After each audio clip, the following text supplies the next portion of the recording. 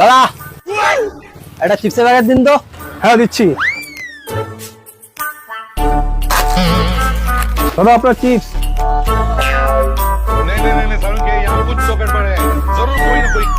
আরে এই তো, হ্যাঁ আমি মুদিখানার দোকানের সামনে চলে এসেছি, বুঝলি তো। হ্যাঁ হ্যাঁ হ্যাঁ, ওই স্লিপ আমি নিয়ে এসেছি, পকেটেই আছে। রাখলাম। হ্যাঁ দাদা। হ্যাঁ বলুন। দাদা আমার কিছু মাল লাগতো। হ্যাঁ কি মাল লাগবে বলেন। হ্যাঁ দাদা আমি স্লিপটা বার করি। এই দাদা স্লিপটা।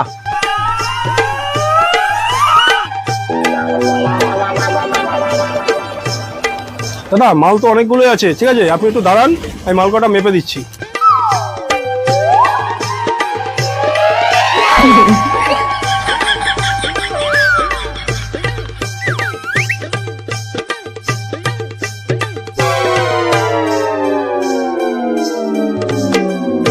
দাদা আপনার মালগুলো রেডি হয়ে গেছে। ও রেডি হয়ে গেছে। দাদা বিল কত হলো? আপনার টোটাল 1200 টাকা হয়েছে। 1200 টাকা, তাই তো? হুম।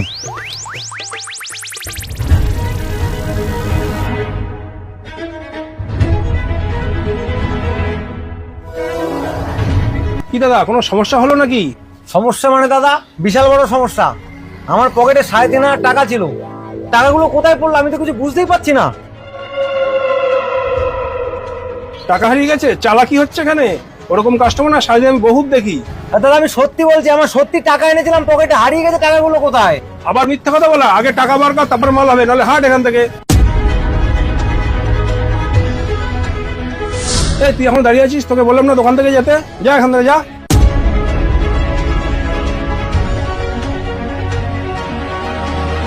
শালা এখানে 3500 টাকা আছে, আর ওর হয়েছে 1200 টাকা।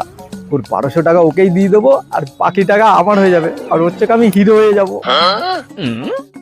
ও দাদা একটু শুনুন এদিকে। হ্যাঁ বলুন। বলছি আপনি মালগুলো নিয়ে যান, আপনার 1200 টাকা আমি দিয়ে দিচ্ছি। আমার মালের টাকা আপনি দিয়ে দেবেন কেন? দেখুন দাদা, আপনি একজন মানুষ, আমিও একজন মানুষ, আর মানুষ হয়ে যদি মানুষের সাহায্য না করি তাহলে কিসের মানুষ? আরে দাদা সময় নষ্ট করছেন কেন? যান মালগুলো নিয়ে চলে যান, আমি টাকা দিয়ে দিচ্ছি। দাদা মালগুলো নিলাম, দাদা দিয়ে দেন, আমি টাকা দিয়ে দিচ্ছি। দাদা তাহলে আমি আসি। হ্যাঁ আসুন।